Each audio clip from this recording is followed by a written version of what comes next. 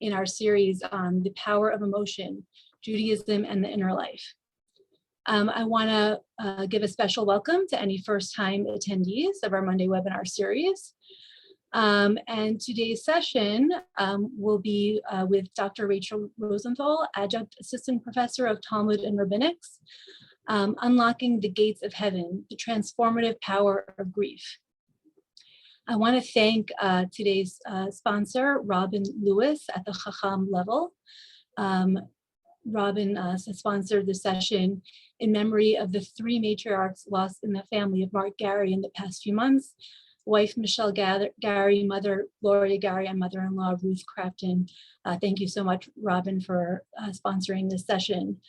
If you're feeling inspired by this opportunity to learn with JTS's outstanding scholars, we invite you to partner with us by sponsoring a learning session. We have 3 sponsorship levels: Chacham for $540, Tzaddik for $1,000, and Navi for $1,800. And I just want to review how we'll do the Q&A for today's session. Dr. Rosenthal will pause for questions periodically throughout the session, and we'll have some time for Q&A at the end as well. You can use your chat feature to submit your questions to Rabbi Julia Andelman. During the Q&A period, Rabbi Andelman will select a few of the questions to present to Dr. Rosenthal. Sorry, just 1 second. For any technical or logistical questions, you can initiate a private chat with either myself or Lynn Feynman. The sources for today's class were in the email that you received with the Zoom link for the session this morning, and we'll be screen sharing them as well. I'm so pleased to introduce Dr. Rachel Rosenthal. She is, as I mentioned before, an adjunct assistant professor of Talmud at the Jewish Theological Seminary, and also a research fellow at the Shalom Hartman Institute of North America. In addition to her work at JTS and Hartman, Dr. Rosenthal teaches at Central Synagogue, Lincoln Square Synagogue, and in a variety of other settings around the world. She's taught several times as part of our Monday webinar series. We're so pleased to have her teaching today. So I'm going to go ahead and turn it over to Dr. Rosenthal.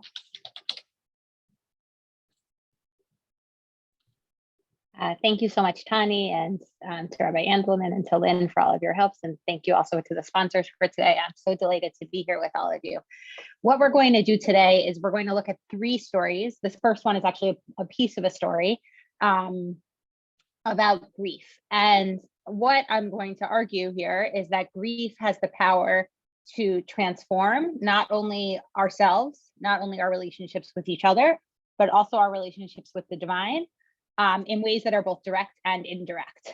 And part of what I want us to think about as we go through these 3 sources are the ways in which those things manifest, both to be destructive and also to be constructive. Because I think when we think of transformation, especially vis-a-vis the divine, we often think of transformation as a positive force. And of course, in many cases, it is a positive force, but it's not always positive. And so this idea that grief can change us, I think we often think of grief as a stagnant state, as a state that we are in when we are filled with paralysis from the sadness that we experience. But what we're going to see here is that it really has the potential to create change. And sometimes the way it has the potential to create change has to do with the ways in which people who are grieving receive the people around them, and also how people who are not grieving go and interact with those who are grieving. This grief can take many forms. It can be a larger existential grief. It can be grief in the face of death. It can be grief in the face of illness. But in all of these cases, what these stories have in common is that something in a person, but also in the world, dramatically changes. And so I'd like us to think about how that works. As I said, this is 3 stories. There are many more we could bring and talk about. The rabbinic tradition is replete with grief. It's one of the emotions I think the rabbis are most interested in.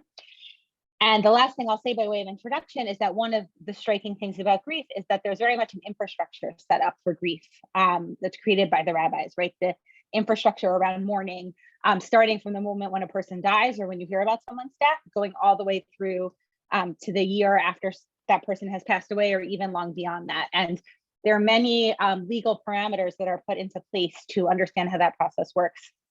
But one of the things about those legal parameters is that sometimes they are too much and sometimes they are insufficient.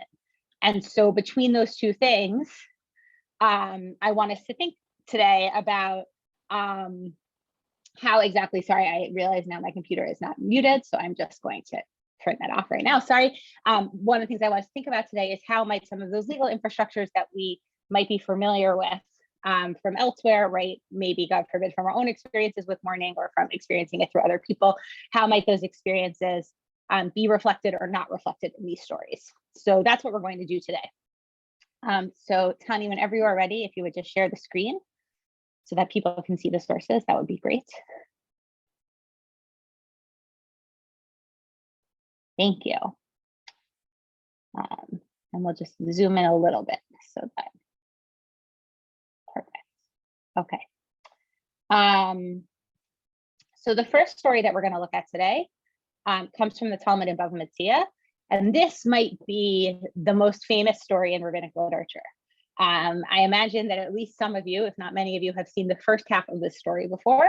We're today only going to be looking at the second half, and I will fill in for you what happened in the first half for those of you who haven't seen it before. So this is the story of Tanur Shel Achnai, or the oven of Achnai, where Rebbi Eliezer and Rabbi Yehoshua, two very important rabbis from the time of the Mishnah, get into a big argument about the purity status of an oven that has been taken apart and put back together. It's not so important for us what the basis of that conversation is, but the point is that many times over the course of the story,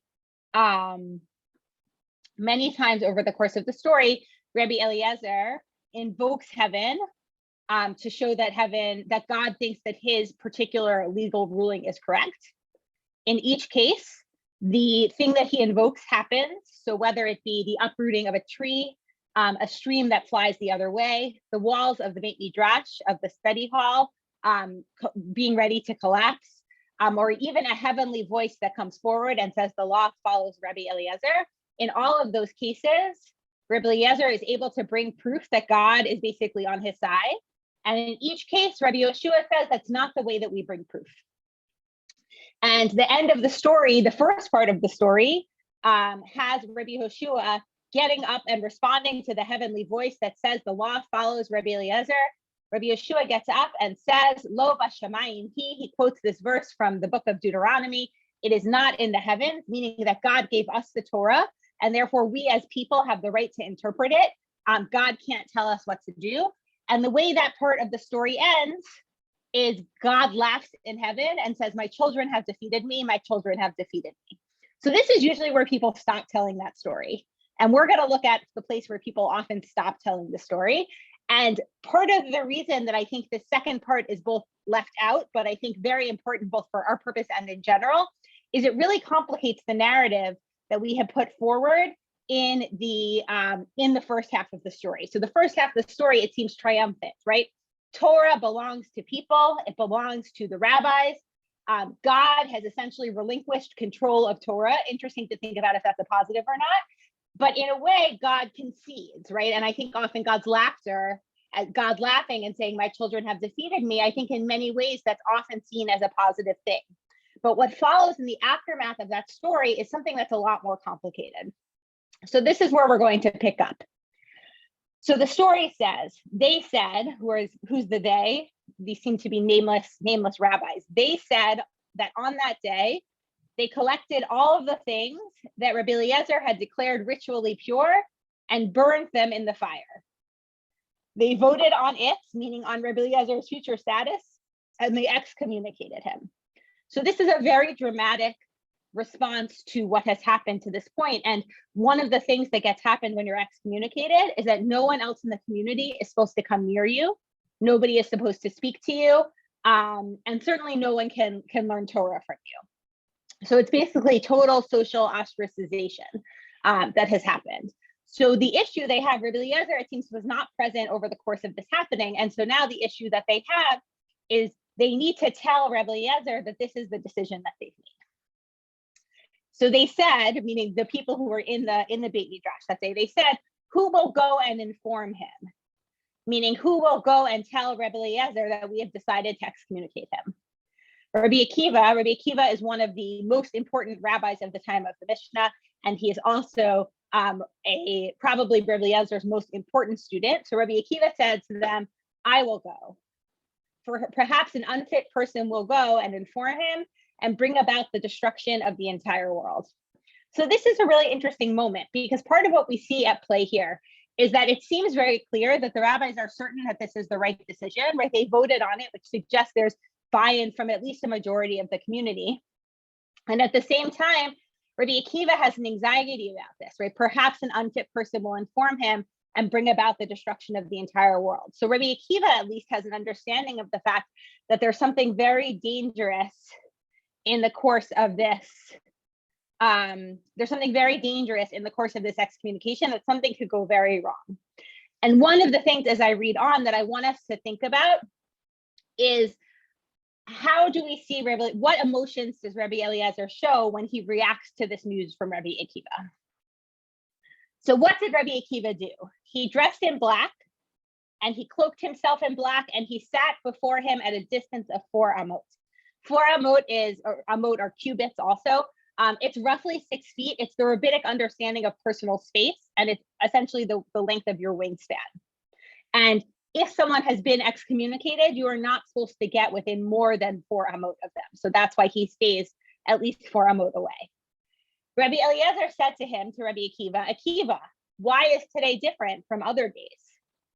He said to him, my teacher, it seems to me that your colleagues are removed from you. And the language he uses here is very interesting. He doesn't say you have been removed from your colleagues. He says your colleagues have been removed from you. He uses this interesting passive voice. Rebbi Eliezer tore his garments and removed his shoes, slid off his chair and sat on the ground, and tears flowed from his eyes. So if we think with what I started with, the idea of rituals of mourning, a lot of those rituals are mirrored here. When you hear of the death of a close relative, you are supposed to tear your garment. The custom is not to wear leather shoes during that period of time, which is pretty much the only kind of shoes the rabbis had, not to wear leather shoes. To sit on the ground, all of those, or to sit low to the ground. All of those are customs that we have when during the mourning period after a close relative has died and been buried. So it's interesting to see instinctually, it doesn't seem to me that Rebbi Eliezer does this to say, oh, well, this is how I mourn. It seems to me that instinctually, this is what he does, and tears are flowing from his eyes. So what we see is that for Rebbi Eliezer, the news of his excommunication, he's reacting to it as one might react to a death. And that's particularly interesting in light of the language that Rabbi Akiva uses, because Akiva says, right, your colleagues are removed from you. So you can imagine others mourning the loss of Rebbi Eliezer, right, them experiencing the loss of him as a death. Rebbi Eliezer seems to experience the loss of his relationship with the community as a kind of death. So this is the personal piece. The personal piece is Rebbi Eliezer's response. We see from Rabbi Akiva both acquiescence to the idea that this is the proper response to Rebbi Eliezer's behavior, and also clearly a sense of mourning in and of his own. His dressing in black, which also suggests an element of being hidden, right, that he doesn't want to be seen. The keeping of a distance from Rebbi Eliezer. And so we see from both Akiva and Eliezer here an element of mourning, that even if this is the correct decree, that there's a loss that's occurring that spurs an experience similar to the way one might experience death. So the story goes on. So this is the personal element, but now we're going to see there's a global element as well. The story goes on from here. 1/3 of the olives, 1/3 of the wheat, and 1/3 of the barley was taken from the world. And some say that even dough already in a woman's hand became spoiled. So what do we have here? We have the destruction of the sustenance of the world. Olives, representing both the olives themselves and also olive oil, which of course is used for anointing. So it has the ritual piece and also the sustenance piece. Wheat and barley, the core elements of sustenance in the rabbinic mind. All of those pieces, right? 1/3 of those are taken from the world. And this mirrors back to what Rabbi Akiva had said at the beginning of the story. Perhaps an unfit person will go and inform him and bring about the destruction of the entire world, even when you have the most fit person possible, because I think there's grounds to say nobody would be more fit to do this than Rabbi Akiva, his greatest student and the greatest rabbinic mind maybe ever. he had even then a third of the things that sustain the world are taken from the world. So it's interesting because what we had left off with, the part of the story I didn't include here, right? God laughing, my children have defeated me. But now it seems that there's some sort of, whether you want to think of it as divine or natural, meaning natural as in the world, there's clearly a response on a larger meta level to this dispute between the rabbis and the outcome of it. So this grief of Rebbi Eliezer, one of the things I want us to think about is the question of this destruction that's happening. Is this destruction happening because Rebbi Eliezer has been excommunicated? Or is this destruction happening because of the grief of Rebbi Eliezer? And it actually seems to me, the way I'm inclined to read the story is the second one, that when does this destruction happen? When Rebbi Eliezer finds out what has happened to him and starts to mourn. And that's when we hear in this moment that the things in the world are destroyed. So, okay, so we'll keep going. It was taught, a great blow occurred on that day. For every place on which Rebbi Eliezer set his eyes went up in flames. So now it seems Rebbi Eliezer has some sort of laser eyes happening, and he's burning things up when he looks at them. Again, it does not seem to me that this is intentional. And people are welcome to challenge me on this when we get to the questions and comments on this particular part. But it doesn't seem to me that the destruction Rebbi Eliezer is causing is intentional. It doesn't seem to me that what he's saying is, oh yeah, well, you're going to say I'm destroying the world. Sorry, you're going to excommunicate me. Well, I'm going to destroy the world, right? Look at what I'm going to do. It seems to me that his grief is so overwhelming that he can't control it. And it's growing out into this destruction. Then Ramban Gamli was coming on a boat and a gale threatened to drown him. So 2 notes about who Ramban Gamli is here. So the first thing to know is that Ramban Gamli is often found on a boat. I don't know why, but throughout the Talmud, Ramban Gamli is often on a boat. So that's good to know. More relevantly here is that Ramban Gamli is the Nasi, which means he is the head of the community in the land of Israel. He's the head of the Beit Midrash, and he's also the political liaison between the Jewish and non-Jewish, basically of the Jewish community to the non-Jewish government. So Ramban Gamli is not only an individual himself of Ramban Gamli, but he is also representative of the Jewish communal structure. So Ramban Gamli was coming on a boat and a gale threatened to drown him. He said, it seems to me that this is only because of Eliezer ben Horkonos. He stood on his feet and said, Master of the universe, it is well known to you that I did not do this for my own honor or the honor of my father's household, but for your own honor, so that disputes do not proliferate in Israel. And the sea subsided in its raging. So again, there's this sense that somehow God is extremely invested in the outcome of this particular dispute. And the only way Ramban Gamli is able to save himself, and I'm inclined to read it as also save the structural integrity of this community, because that's what Ramban Gamli represents, is by saying, by saying to God, we didn't excommunicate Rebbi Eliezer to show that we were powerful, right? He's saying, I didn't do it because I'm the Nasi and I want to show off how powerful I am as the Nasi. By the way, Ramban Gamli does act that way elsewhere. We have other stories about Ramban Gamli that could say that, but his point is here, that's not what happened. Instead, I did it for you, God, right? Because the concern is, if not, how will we ever resolve disputes if every time someone doesn't like the resolution that we came to, they get up and they invoke you, God, and expect you to respond in some sort of way? And it seems that God is sympathetic to that argument by virtue of the fact that the sea stops its raging. It seems then that God is sympathetic to the argument that Ramban Gamli is making. So let's look at the last piece of the story, and then we'll take a step back and look at the whole thing together. So the Gemara goes on and says, Ima Shalom, the wife of Rebbi Eliezer, was the sister of Ramban Gamli. This happens frequently in the Talmud, that rivals end up related to each other via marriage, where the sister of one of the two rivals will be married to the other one of the rivals. So that's what we have here. So Ima Shalom, one of very few rabbinic women who actually has a name. Usually it's just a certain woman or whatever else. So it's worth noting that. So Ima Shalom, the wife of Rebbi Eliezer, was the sister of Ramban Gamli. from that incident forward, she did not let Rebbi Eliezer fall on his face. And you say that the prayers of Tachnun. So it seems that she hears about what's happened, and she's concerned that if Rebbi Eliezer says these penitential prayers, which I'll explain in a moment, if Rebbi Eliezer says these penitential prayers, his prayers will be so intense that that he will cause the death of her brother, of Ramban Gamli. So the prayers of Tachnun are traditionally said in the morning at Shachrit and also at Mincha, a short set of penitential prayers. It's also called Nefilat Alpayim, the falling on the face, because traditionally part of it is said like this, sort of bent over with your arm on your head on your forearm.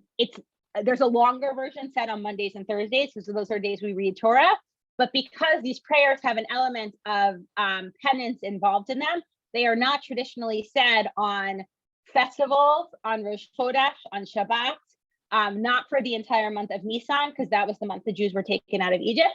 So these are prayers that are mostly said, but not always said. And so Ima Shalom, knowing that these prayers of penance are particularly a moment where someone basically prostrates themselves before God, right? You're basically you're putting yourself forward before God and saying, God, please forgive me. And it's this moment, or it's meant to be this moment of great vulnerability and intimacy. She's clearly concerned about the power of her husband's prayers to potentially harm her brother. And so she stops him from being able to say these prayers. She stops him from saying Tachanun. But one day, it was Rosh Hodesh, when one does not usually say Tachanun, but she confused a 29-day with a 30-day. So this is not so important, but the way they used to calculate months, if you saw the moon on day 30th, the new moon, then the previous month would be a 29-month day. If you didn't see it, then it would be a 30-day month, not a 30-month day, a 30-day month. So in the first version of the story, she miscalculates. She thinks it's Rosh Hodesh, and therefore she doesn't need to watch him because one doesn't say Tachanun on Rosh Hodesh.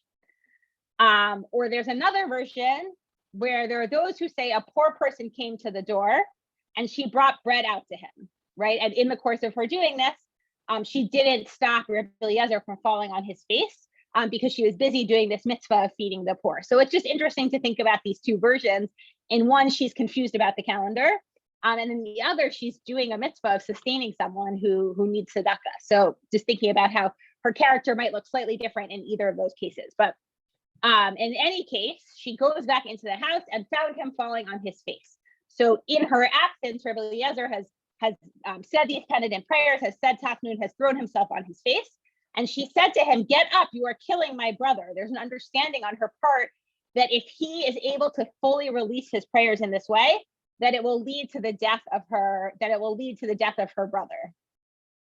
Meanwhile, an announcement went forth from the house of Ramban Gamli that he had died.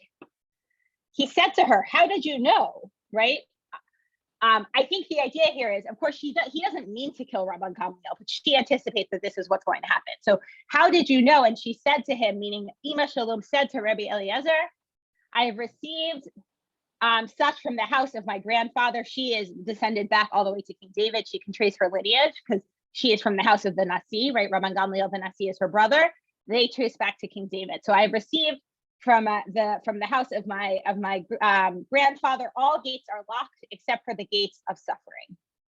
The idea being that even when God is refusing to hear all other prayers, if God hears the prayers of someone who is truly suffering, God will respond to those. That's the end of the story. So part of what's really interesting about this story, I think, is that if you stop in the part before where I brought it, and perhaps I should have put it on the source sheet and let people read it in their own leisure. But in that version, it's a very happy story, right? It's a story about the power of dispute. It's a story about the power of people who learn Torah to come to their own decisions, right? That God is happy that they are empowered in that way. The second half of the story, the part that we brought here, is actually really, really sad. Part of what we see when we look at this part of the story is that basically the whole community is destroyed, right? Their sustenance is destroyed through the destruction of the food. Rebbi Akiva is physically distanced from one of his most important teachers. the Nasi, the head of the community, dies. And this is all coming from a place of grief. And I wonder if Rebbi Eliezer had been angry, if things would have played out in the same way.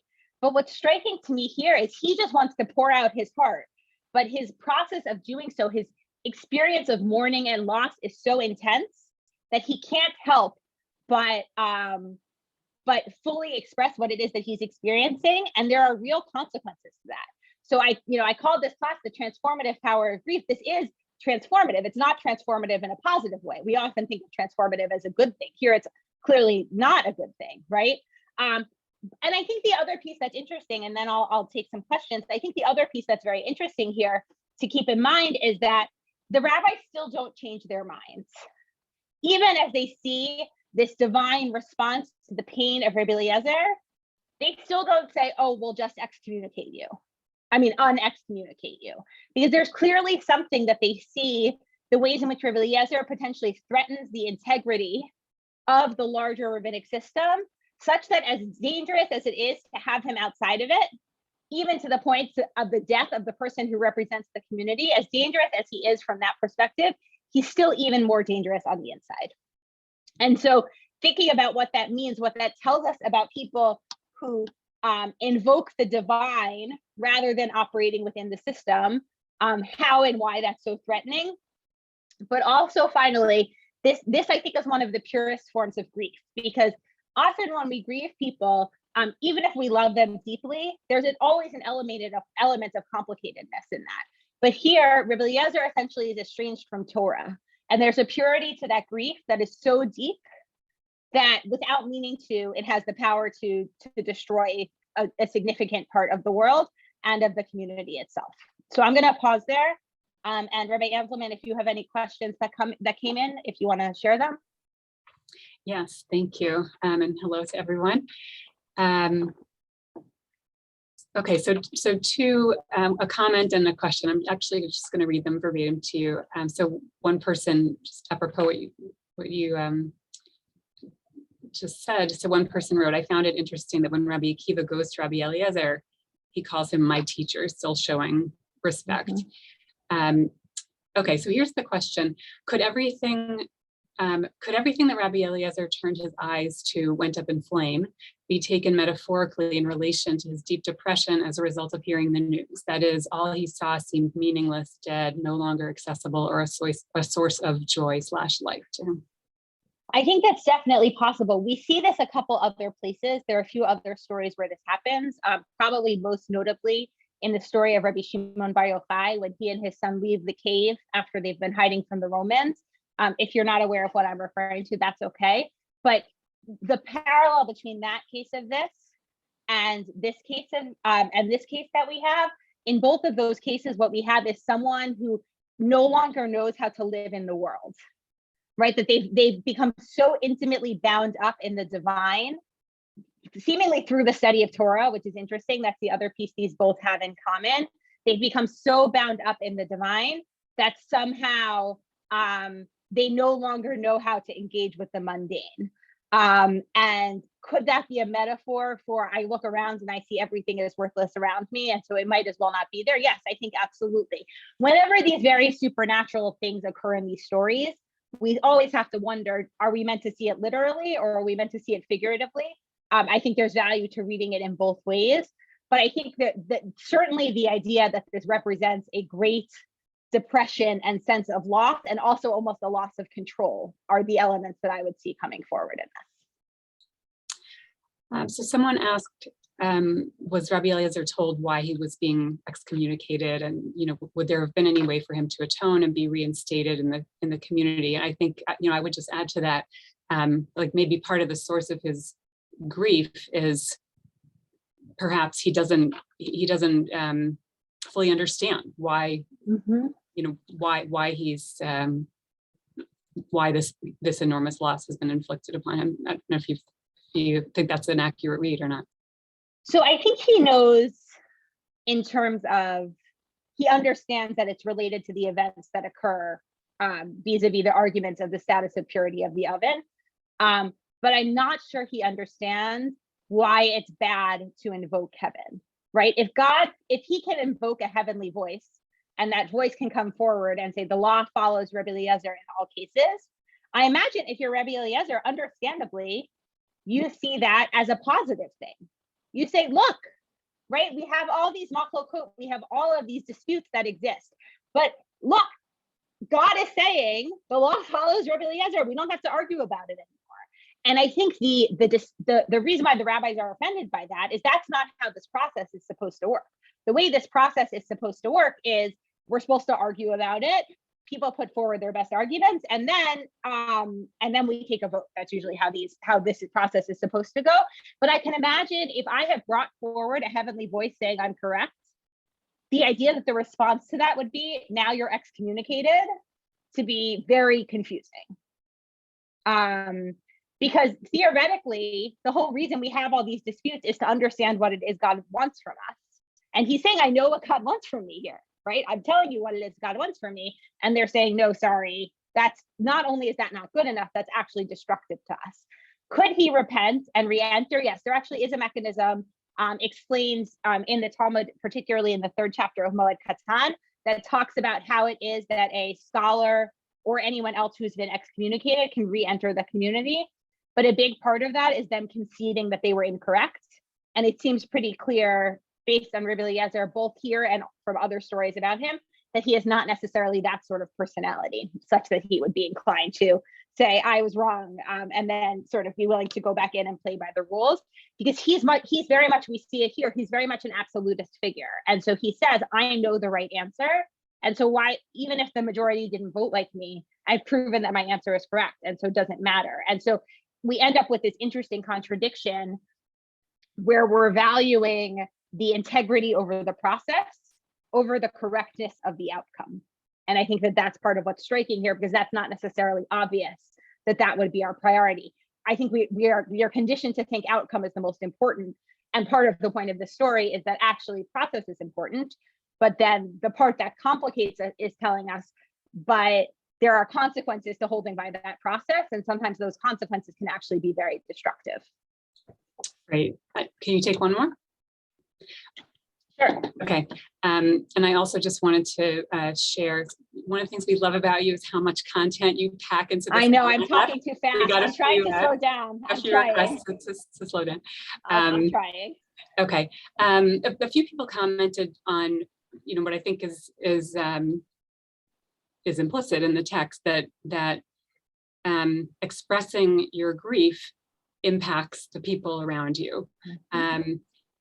And I think there's a tension there between, right? I think the story takes for granted that people need to express grief, and we all know that it's not only the loss of a loved one that brings grief, as this story illustrates.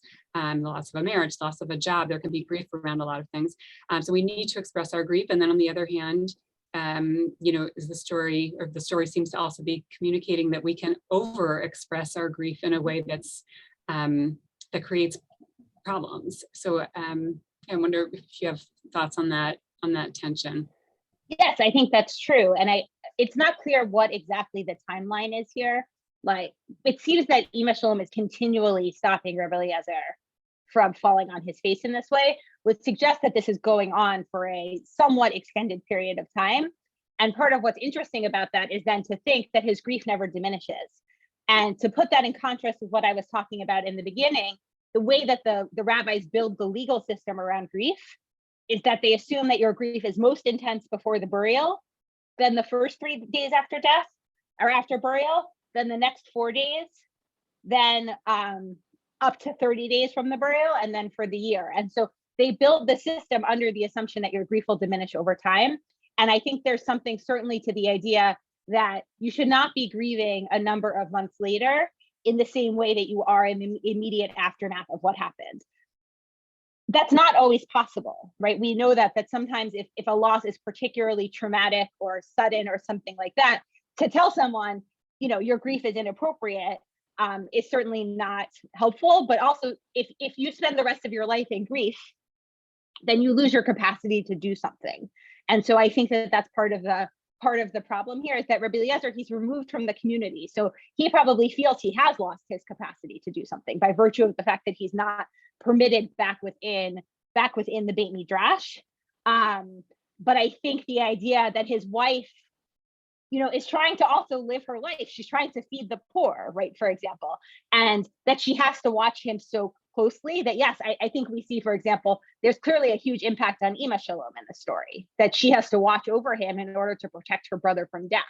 And being stuck between your brother and your husband in that way, to see your husband in this intense grief, to know that your brother caused it, to know that your brother did it, l'shem shamayim, in the name of heaven, to know that your husband also thinks that he was operating l'shem shamayim. That's part of the challenge here, is they both believe that they're operating in the name of heaven here. How do you weigh those things against each other? Yes, I think it's after a certain point to grieve to this extent maybe isn't appropriate. But I wouldn't recommend ever saying that to someone, unless perhaps you are their therapist. But I think otherwise it will probably not be well received. But I do absolutely think there's an elements of that in here. Yes. This story is incredibly rich. People have written entire books about this story. If people have more thoughts or questions or want to see the rest of it, my email address is on the source sheet. Just send me an email. I'm happy to continue. But I want to look at two slightly more positive versions. Both of them involve death and illness, so they're not exactly uppers. We are talking about grief after all, but the idea that grief can transform in a positive way instead of in a negative way. So we'll move on from here. But again, there's a lot more to say about this and all of it, and I'm going to try to speak slower. It's not my nature, but I'm going to do the best that I can. And we will go now to the second set of sources, which is the story from Brachot 5b. So this story in Brachot comes in the middle of a conversation about what the rabbis call Isurin shel Ahava, which are afflictions of love. The idea that sometimes when people suffer, they suffer because God loves them, and this is how God shows God's love. I think the theological problems with this are obvious, right? It very much feels like the model of an abusive relationship, that, oh, God makes you suffer because God loves you. But there's this idea that, if you're suffering, you should look at your deeds. And if you're absolutely certain that you haven't done anything wrong and you haven't done anything bad, then they must be Yisurin shel Ahava. They must be these cases where suffering is a sign of God's love. And one of the conversations that the rabbis have over the course of this larger extended conversation, of which we're looking only at the narrative part, is the question of, then should you welcome this suffering? Should you see it as a positive thing? Or are you still allowed to say, I'm actually not interested in this form of suffering at all?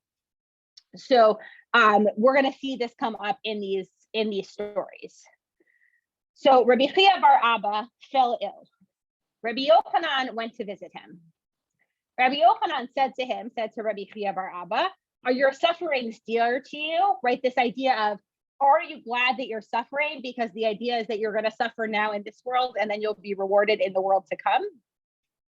And Rabbi Chia bar Abba said, not them nor their reward, meaning the suffering is not worth it to me. And I actually love this moment in the story for two reasons. First of all, I think it's very good pastoral care on Rabbi Yochanan's part, that he doesn't go in and tell Rabbi Chia bar Abba that he knows how he's feeling.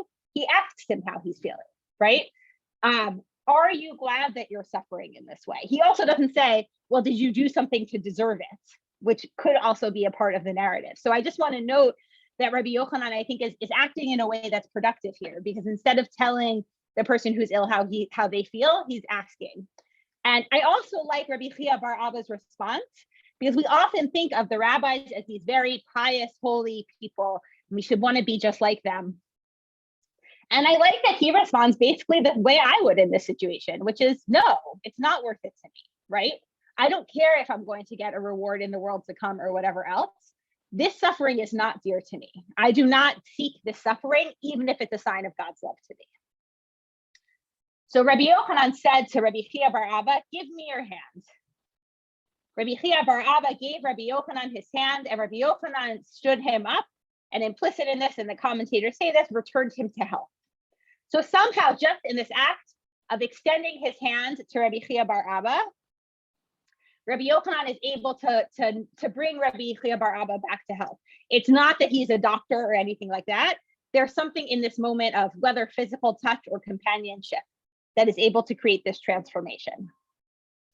So the Gemara goes on and tells another story. Rabbi Yochanan fell ill, right? So in the previous story, Rabbi Yochanan was the one doing the Bikor Cholim. He was the one visiting the ill. But here, he's the one who is sick himself, and Rabbi Chanina came to visit him. Rabbi Chanina said to him, "Are your sufferings dear to you?" The exact same thing as Rabbi Yochanan had said to Chia bar Abba.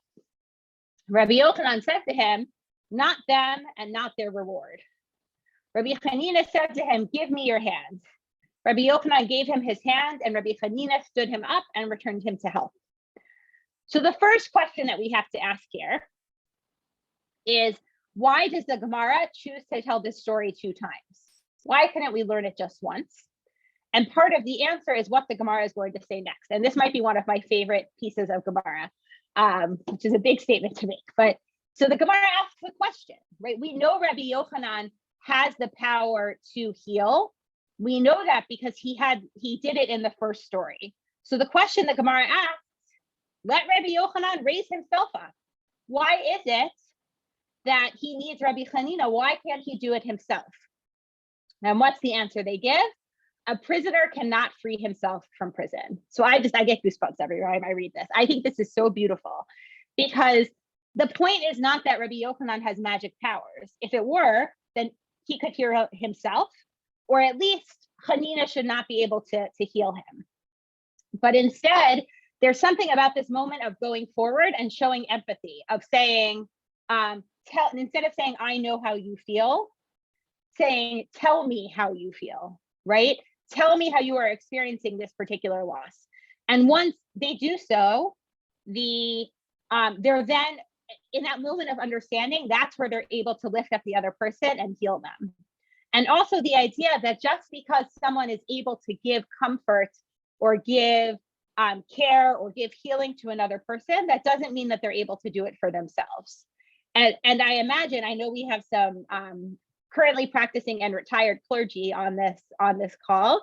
I think often the expectation is that the rabbi, right, he can free himself from prison, that he doesn't need that same empathy and kindness, or she doesn't need that empathy and kindness that he or she shows to others, because that's what they're trained to do. They're trained in this pastoral care or whatever else, but that actually part of being human is even the most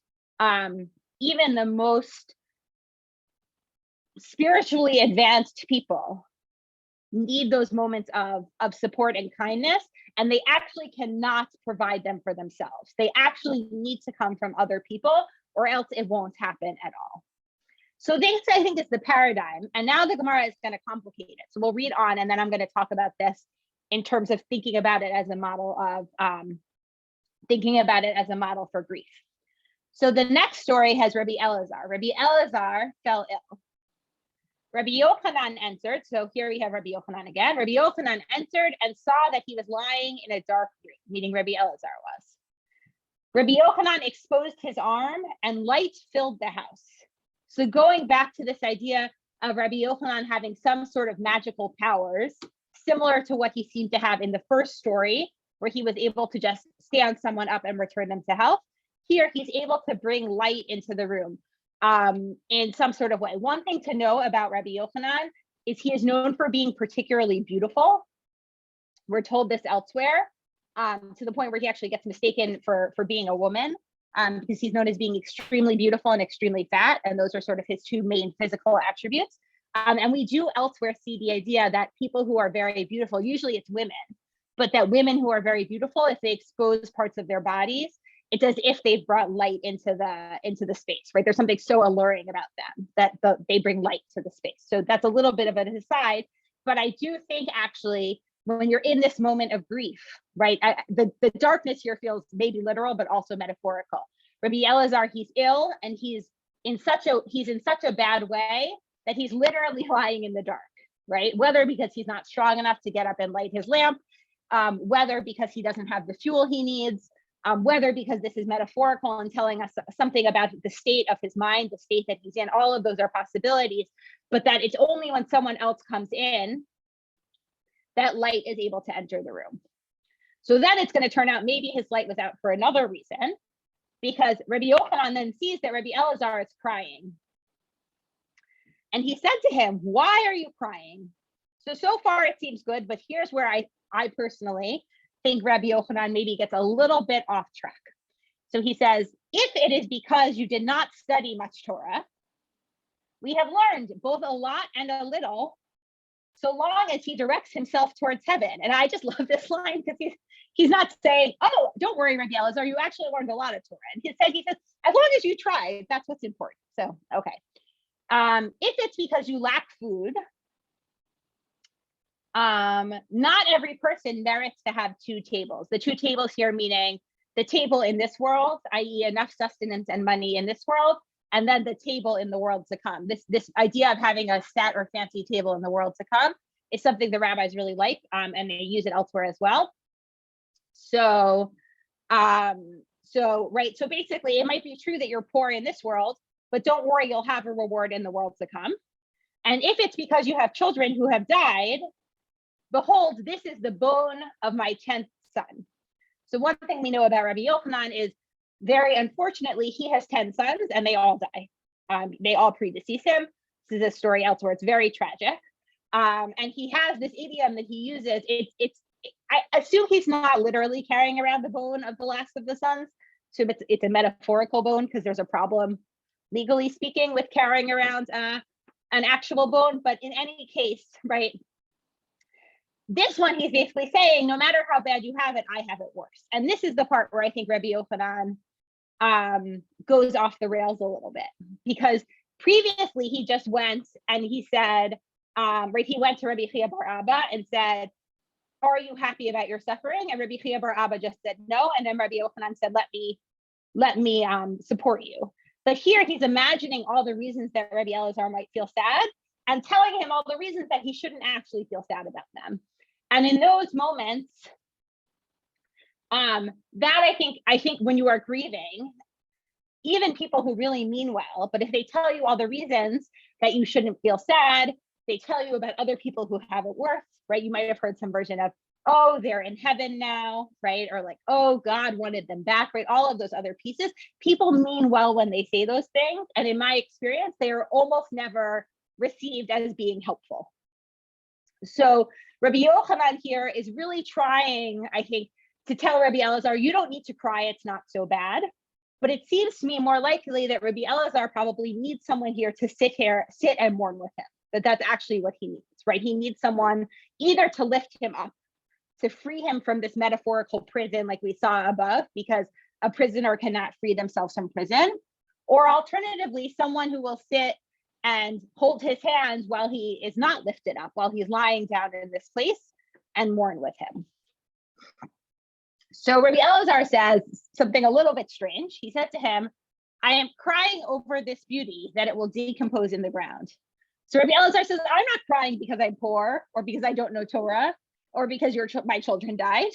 I'm crying because Rabbi Yochanan, you are so beautiful, and one day you will die, and your beauty will rot away in the ground. There's more to say about this that I'll say in a moment, but for now I'll read on and then I'll go back to it.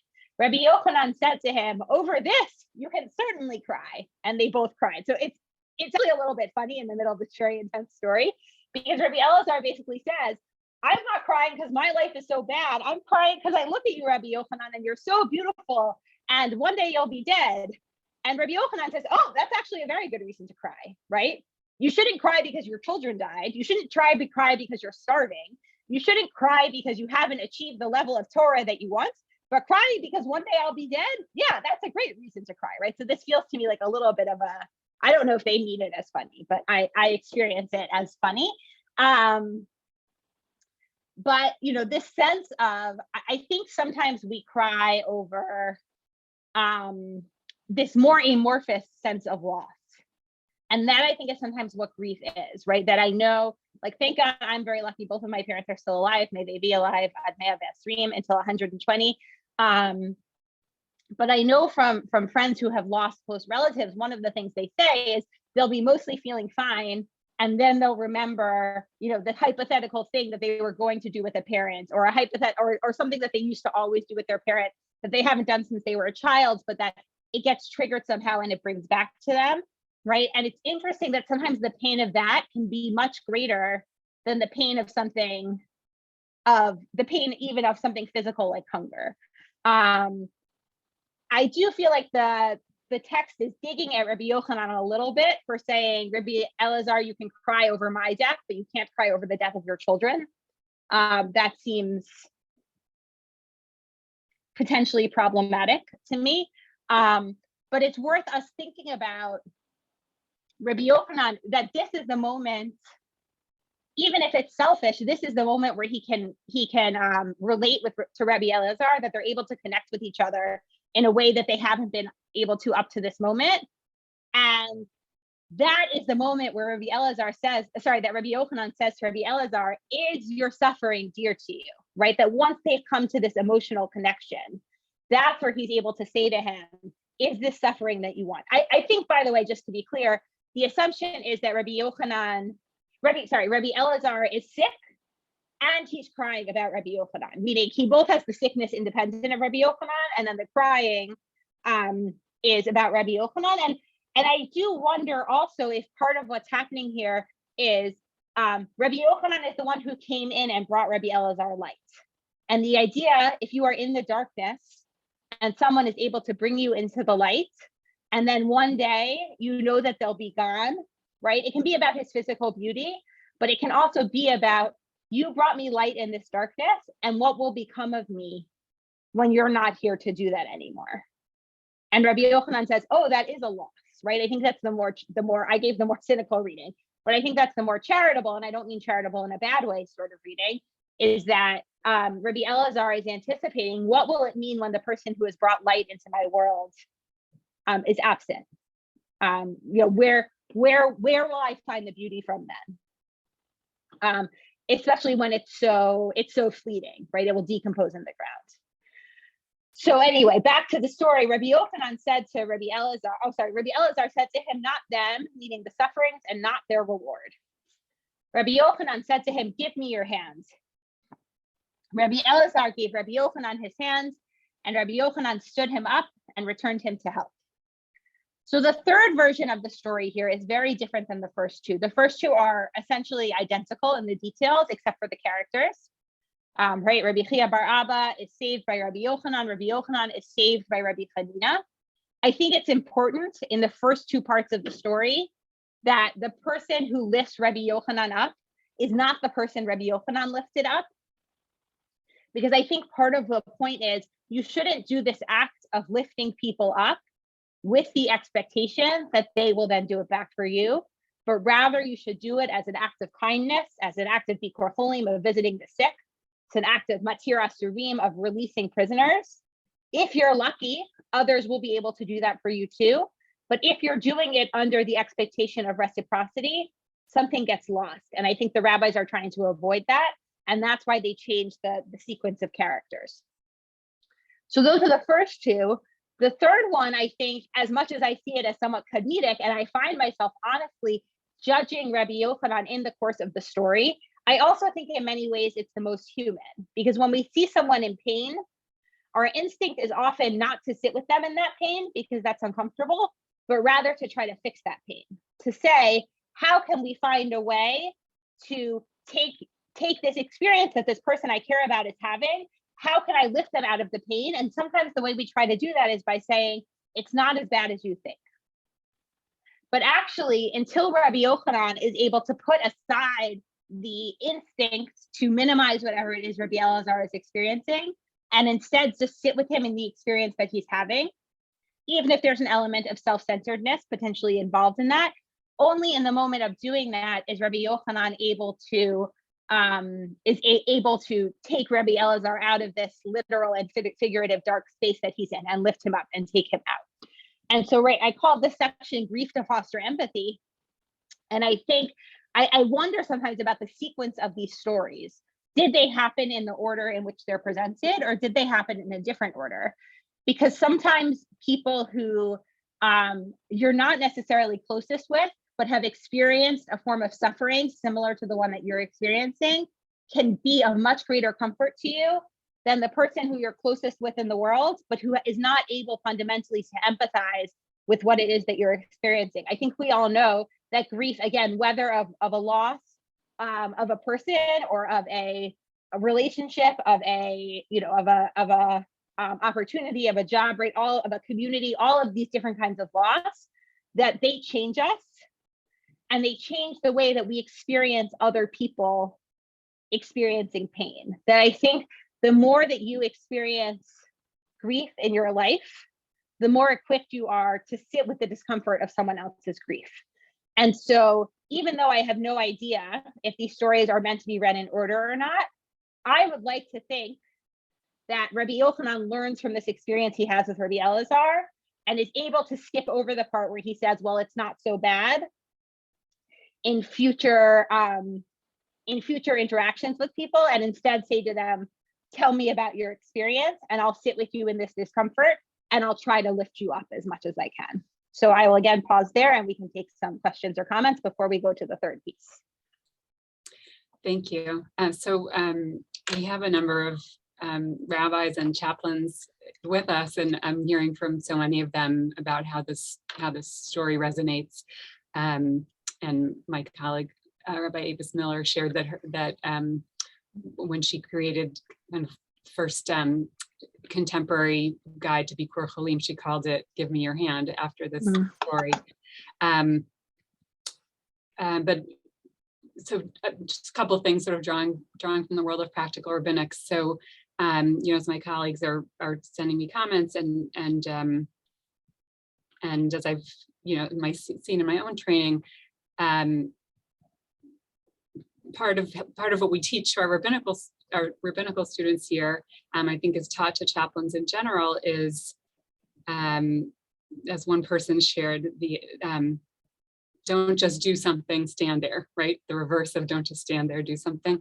That right. So much of what people need is not someone to validate or invalidate what they're saying or to try to solve any problems, but simply to be heard, which is in this story.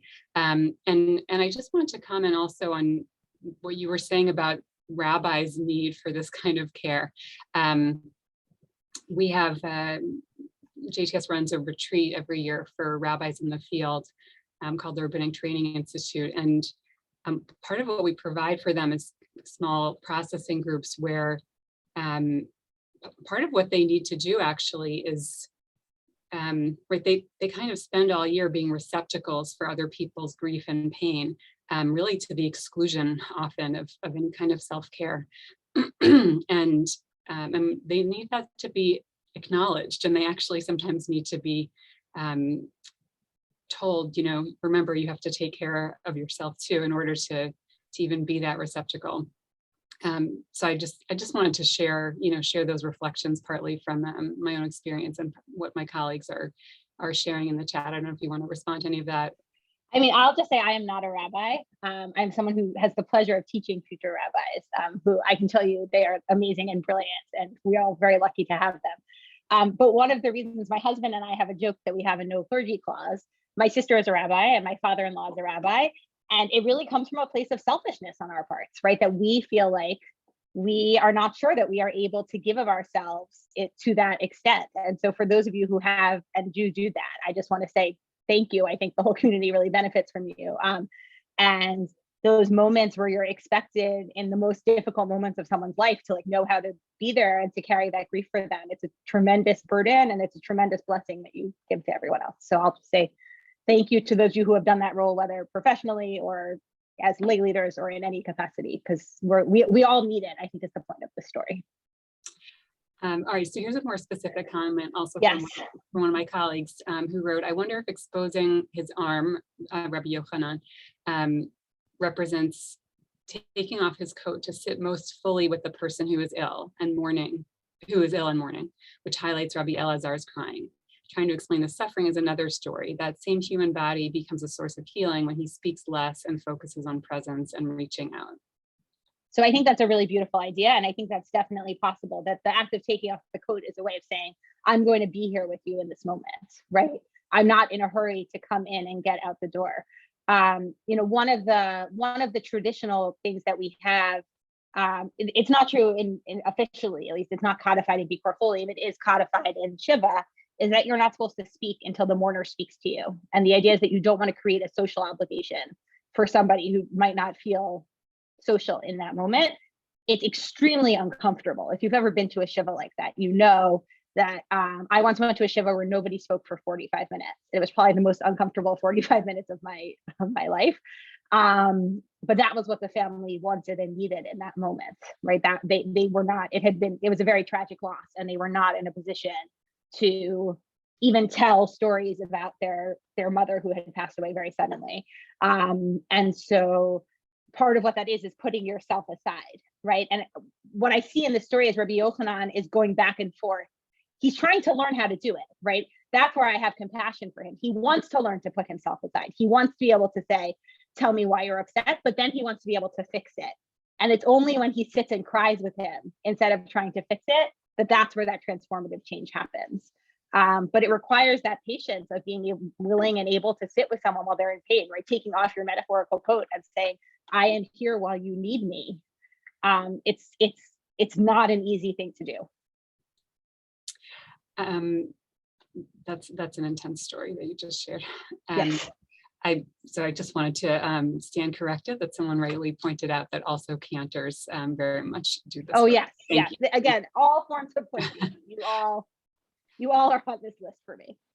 So maybe just the last one for now. So we had a few people commented on this, the point in the story of anticipatory mourning of Rabbi Yochanan's beauty being gone someday. So here's how one person articulated it, that I've always read Rebbi Eliezer and Rabbi Yochanan crying over their shared sadness around all things dying, beauty in general, not so much Rabbi Yochanan himself. This is a shared response to the more existential condition of our finitude.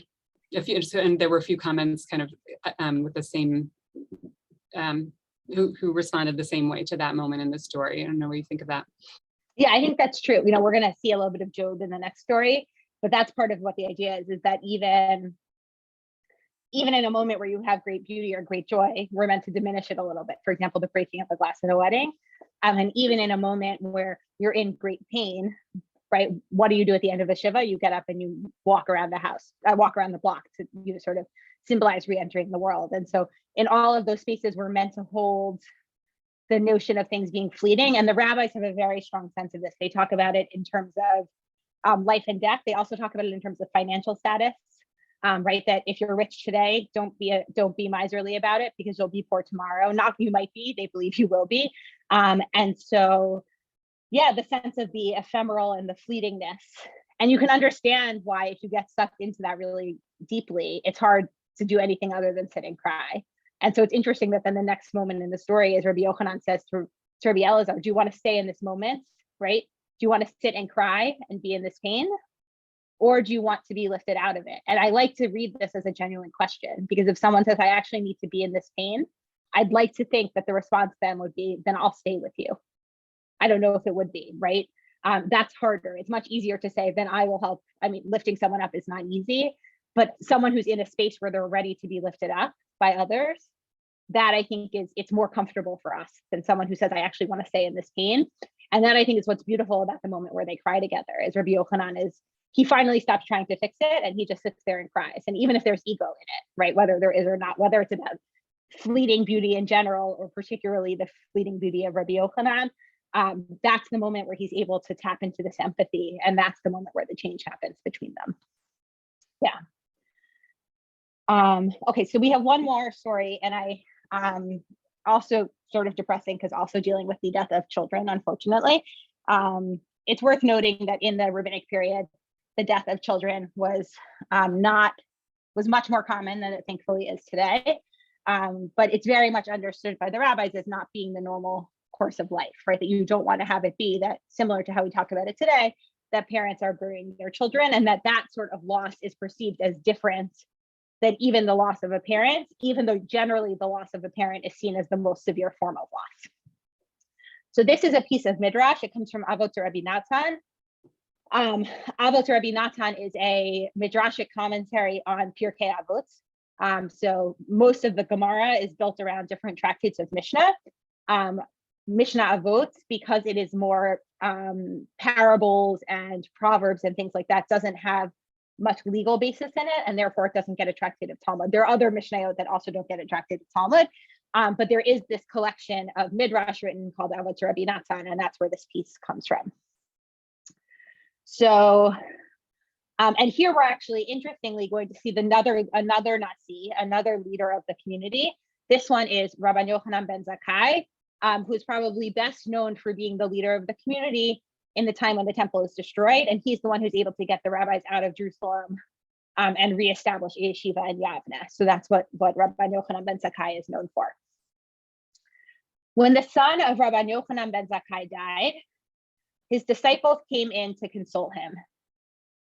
Rebbi Eliezer came and sat before him and said, "My master, is it your wish that I say a word in your presence?" Right? This is what I mentioned before, the idea that when someone is in mourning, you are not meant to speak to them unless they indicate that they are interested in your speaking. Rabbi Yochanan ben Zakkai replied to him, to Rebbi Eliezer, "Speak." By the way, it's the same Rebbi Eliezer we had in our first story, just if anyone's interested. Thereupon he said, Adam, the first man, had a son who died, right? That is, of course, is Abel or Hevel, who was killed by Cain, his brother. So Adam, the first man, had a son who died, and he allowed himself to be comforted in his loss. And from where do we know he's comforted? From this verse in chapter 4 of Bereshit. As it is stated, and Adam knew his wife again. Therefore, you too should accept condolence, right? The idea being that Adam, in a willingness, right? No, this is no in the biblical sense, i.e., he had sex with her and conceived. They bear a son named Seth. And the idea here being that Adam would not have had sex with his wife unless he had been consoled in some sort of way, because traditionally, when you're in the state of mourning, one does not have sexual relationships. And so, so you too should also accept condolence, i.e., you should be sad, but then get over it, basically, is what that's harsher than what he's saying, but you should be willing to be comforted, I think is the way to say it. And what does Rabbi Yochanan ben Zakkai say back to him? He said to him, "Is it not sufficient for me to bear my own grief that you have to mention Adam's grief?" So it's this very interesting moment where Rabbi Yochanan ben Zakkai saying, I don't feel better knowing that other people's sons also died, right? That doesn't make me feel better about my son that died. And it's all well and good that Adam eventually was able to be consoled, but all you've done is remind me that other people have been in this moment of grief that I myself am also in, and that doesn't make me feel any better. So I think in certain ways this mirrors what we had seen in the previous story with Rabbi Yochanan, as opposed to Rabban Yochanan here, with Rabbi Yochanan, where he tried to explain to Rebbi Eliezer why it's not so bad. I think what we have here is Rebbi Eliezer is trying to do something similar. All these names are so similar. Rebbi Eliezer is trying to do something similar, and Rabbi Yochanan ben Zakkai is saying, not only does it not make me feel better to know that other people experience this loss, but actually I feel worse now because I now maybe now he feels like he can empathize with Adam's loss, right? I knew about Adam's loss from before, but now I know what it's like to lose a child. And now I'm thinking about the pain, right? Empathy. I'm thinking about the pain that he must have experienced. And now I feel even worse. So it seems that Rebbi Eliezer was not successful in his attempts to console Rabbi Yochanan ben Zakkai. It's worth noting throughout this story, it must be that his disciples are entering one by one, not all at the same time, because otherwise the story doesn't make any sense.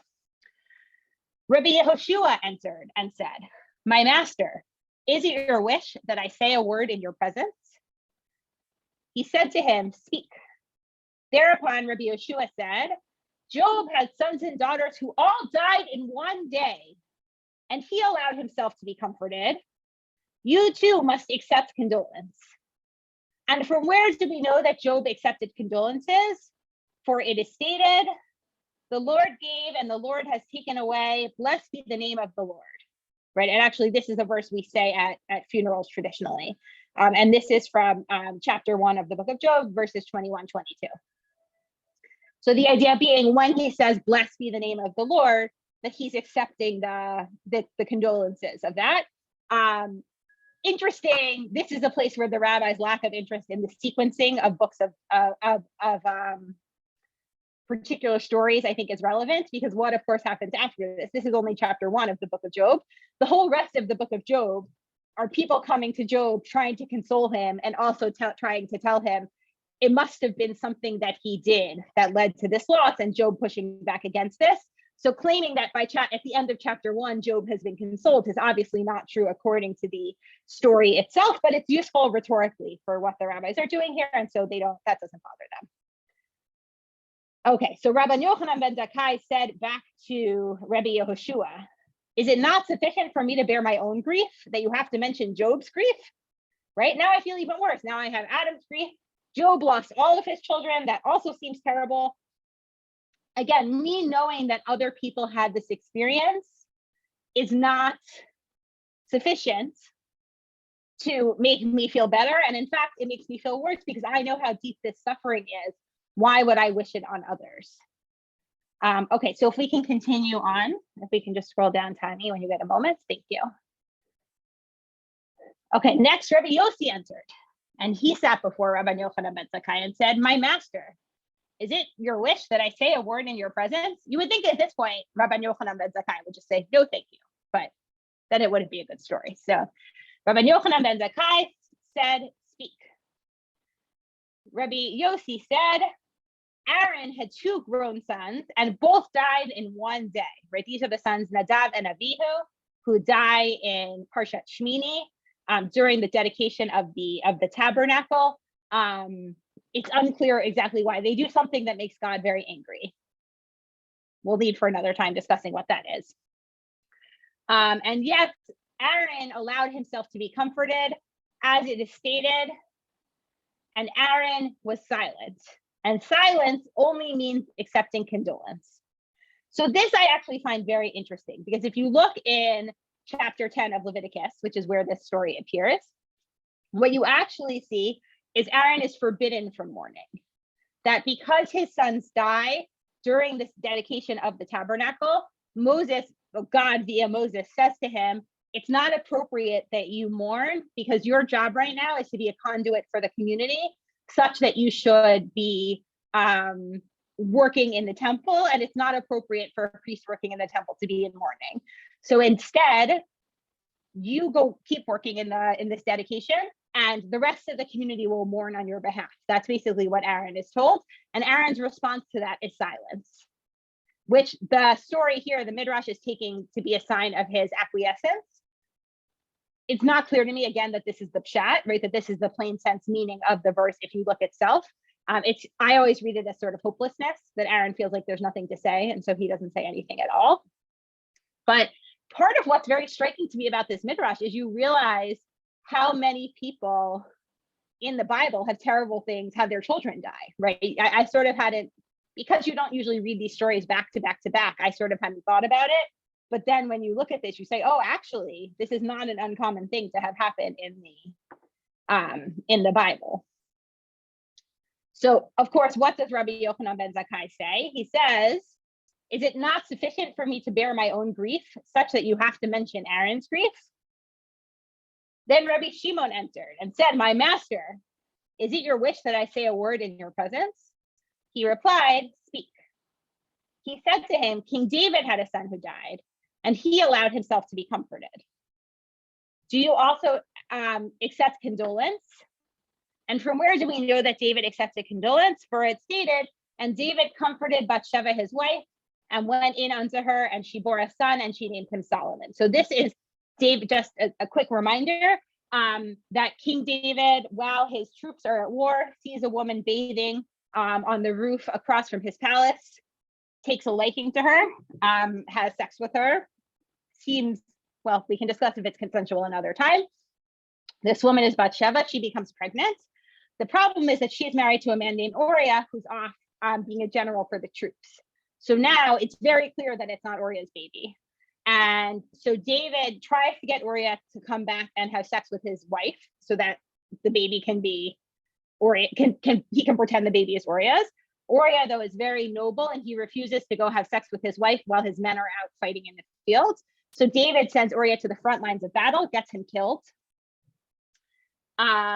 He gets heavily rebuked for this. And his punishment is that this son that Bathsheba has via this act of adultery dies. And it's there are a number of problems, the son being punished for the sin of his father. There are a number of other problems with this story, ethical problems with this story as well, which we can again discuss another time. But David, interestingly, goes through all the mourning rituals in an effort to get God to forgive him such that God will spare his son. And then as soon as his son dies, he actually gets up from mourning. So there's an interesting dynamic. This is in the book of Samuel too. But again, the idea being that David himself is comforted. We know this, he has sex with his wife again, they bear another son, and that son, of course, becomes King Solomon, who is very important for many reasons, including that he ultimately builds the temple. So again, this idea of evoking other people who experience a parallel loss, and again, Rabban Yochanan ben Zakkai gives the same response. Is it not sufficient for me to bear my own grief that you have to mention King David's grief? So now we get to the last one. Rebbi Eliezer ben Azariah answered. When Rabban Yochanan ben Zakkai saw him, he said to his attendant, "Take my clothes and follow me to the bathhouse, because this man is distinguished and I cannot appear before him as I am." So this is a little bit strange. Traditionally, people, when they're in mourning, do not bathe. And also, Rabban Yochanan ben Zakkai, as I said, he is the Nasi. He's the leader of the community. So the idea that he would feel that he needs to appear in a more groomed way in front of anyone is a little bit surprising. Rebbi Eliezer ben Azariah is indeed a great scholar. He also becomes Nasi for a period at a different moment. We know he's very rich. He has very good lineage, and he knows great amounts of Torah. Those are the things we know about Rebbi Eliezer ben Azariah.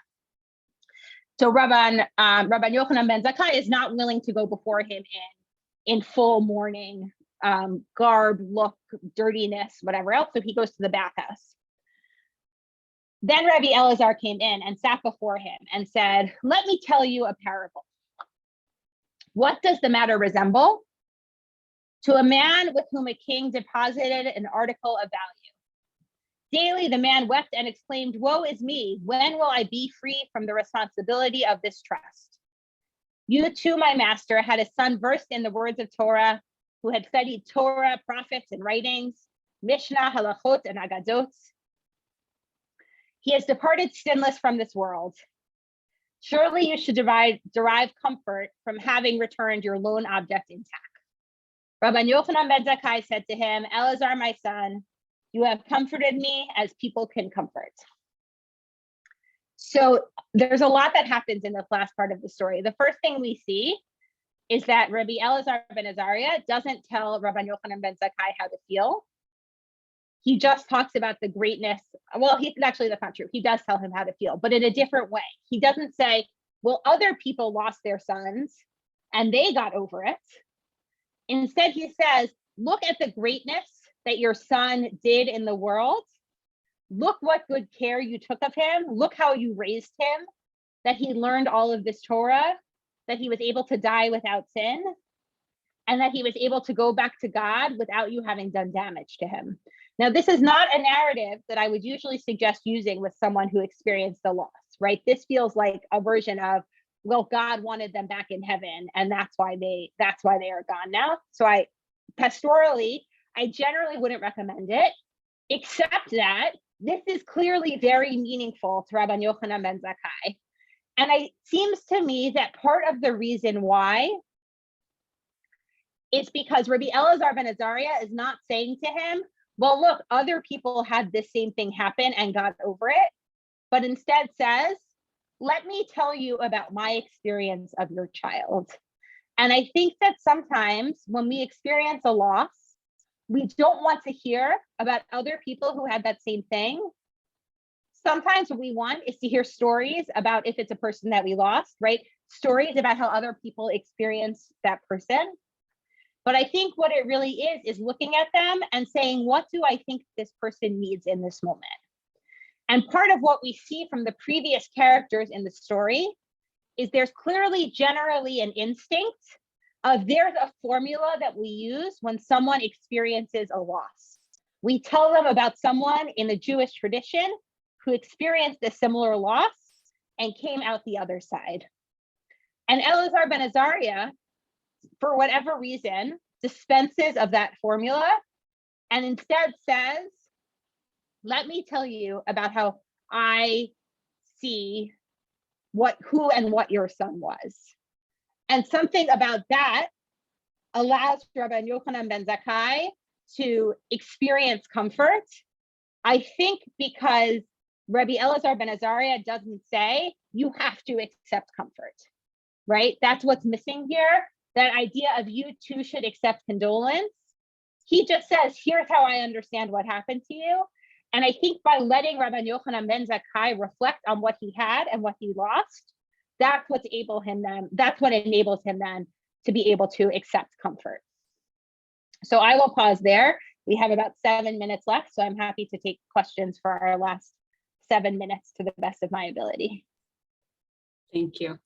A few people noticed another missing element is that Rabbi Eliezer ben Azariah doesn't ask permission to speak. Mm-hmm. I don't know if you have a comment on that. And just one more thing to throw in, that now I'm blanking on who it was since the text went away.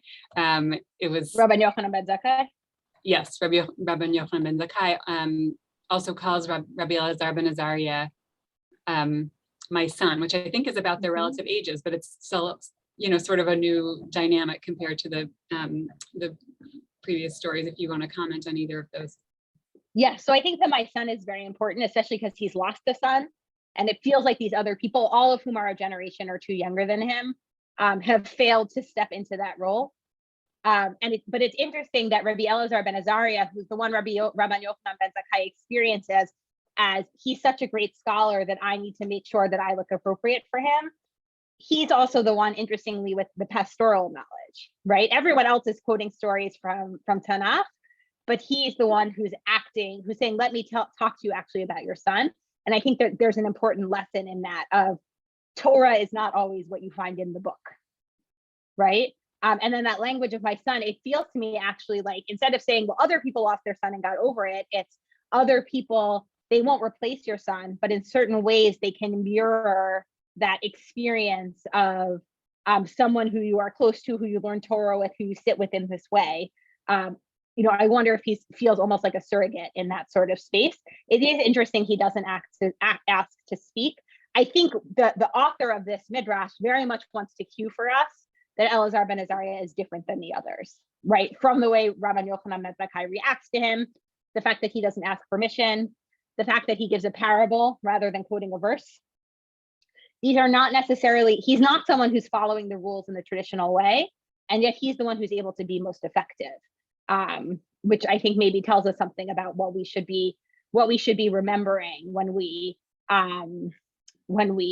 enter into these moments, that those formulaic responses are rarely effective for people, even if they're in our comfort zones, right? Quoting Torah is in my comfort zone, but that's often not what somebody needs in that moment. Yeah. You just made me think about, in terms of formulaic responses, when my dad passed away last summer, one of the things that I hadn't expected is, all the people saying, may his memory be for a blessing, which we say all the time, was actually tremendously comforting, because it was about my dad, right? It was sort of makes me, it connects to the last piece of the story. It's another thing that's come up in the comments, and I was thinking about also is, right, there's definitely a place for people who have suffered similar losses to connect, right? Mm-hmm. And certainly today, when the loss of a child, the death of a child is more rare, and so traumatizing, there can be benefit to connecting to others who have gone through that. But that's the point of the story, I think, is that's not the time, right? In that moment, that's not what's called for. There really has to be a lifting up of the mourner, the person they've lost, the person they're grieving, and that particular case. Yes, I think that's true. And I think it's noteworthy that it's not King David who comes. I mean, obviously timeline wise it won't work. King David doesn't come and say, oh, well, I lost my son, so and I got over it, so you should get over it too. It's people who I think are outside of that experience trying to say, what points of connection do I have to this experience, right, that I can link in. And it turns out that that's actually not what he wants at all. What he wants is someone to tell him about his son. He doesn't want to hear about other people who have experienced the loss. All that does, okay, other people have also experienced this terrible thing. Why would I feel better from that? And so I think there's something important here that because I actually don't, I mean, actually, I shouldn't say this. I would like to think that people who experience extreme, like an extremely terrible loss, don't go to other people who experience that loss and say, well, I had that also and I got over it, so you should too. I mean, I'm sure it happens sometimes, right? But ideally, that's not what people are going to do. I actually think often those are the people who can enter with more sensitivity, who can sit with the discomfort better. And who know that really the only way, this is what we see here, the only way for Rabbi Yochanan ben Zakkai to get to the point of comfort is for him to be allowed to pass through his grief. And I think part of what we see in the first pieces of the story is everyone else wants him to just pass through the grief, right? We quote a verse, look, this person was comforted, you should be comforted. And it's only when someone says, look, this is how I perceived your child, right? And he's given this chance to really engage with that. That's the moment where he's able to experience comfort. And I think that's very important. But it's hard, right? It requires those of us who are not, right, who are lucky enough to not be the ones who are experiencing that grief. It forces us to be willing to allow someone to sit with that, even knowing that we can't fix someone's pain, which is hard. Our human instinct is to want to fix that. But sometimes the best way for us to do that is to let someone sit with it rather than telling them that they'll feel better if they just move past it. We can just close with just one person in the comments raised the idea of witnessing another person's grief, and that's really what Rebbi Eliezer ben Azariah is doing. He's witnessing the grief, and he's also witnessing the he's witnessing the person who has departed. And part of why I wanted to close with that is that I just wanted to say, you know, actually a lot of people have sent to me in the chat, you know, losses and grief that they're dealing with personally, and I'm sure many more people are dealing with that and didn't send it to me in the chat. So I just wanted to say, I hope that we've played a role of witnessing for some of you today who are experiencing grief. And I think your presentation, Dr. Rosenthal, I found very, very compelling and helpful, and I hope it was helpful and comforting for other people as well, just to kind of just delve into these real nuances of the experience of grief, of how people experience it differently. People need different kinds of words of comfort. There's just, each person is going through their own unique experience of grief. And I think all of those nuances that you really drew out of the text for us, I think are so helpful and appreciated. So thank you so much for teaching us today and sharing this. Thank you for having me. It's always a pleasure to be with all of you virtually. And again, my email address is on the sheet. So if people have other thoughts or things that come up, feel free to be in touch. I'd love to hear from you. I want to thank everyone for coming. Thank again, Robin Lewis, our sponsor, sponsored in memory of Mark Gary's losses. And I hope that people will join us next week for Dr. Edna Friedberg. Her session is called Love During the Holocaust. She's a Holocaust historian, and it should be a really excellent session as well. Thank you again, Dr. Rosenthal, for teaching us today. Thank you so much.